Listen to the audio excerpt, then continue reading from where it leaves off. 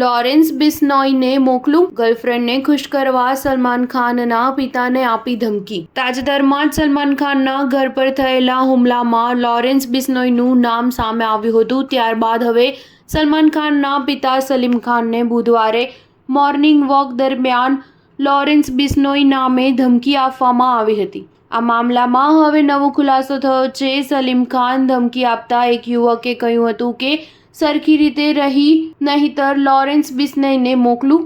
આ મામલે બાંદ્રા પોલીસ સ્ટેશનમાં ફરિયાદ નોંધવામાં આવી હતી. ત્યારબાદ પોલીસે એક યુવક અને તેની ગર્લફ્રેન્ડની ધરપકડ કરી હતી. ધરપકડ બાદ આ મામલામાં ખુલાસો થયો કે યુવકે તેની ગર્લફ્રેન્ડને ઇમ્પ્રેસ કરવા માટે સલીમ ખાનને લોરેન્સ બિશ્નોઈના નામે ધમકી આપી હતી.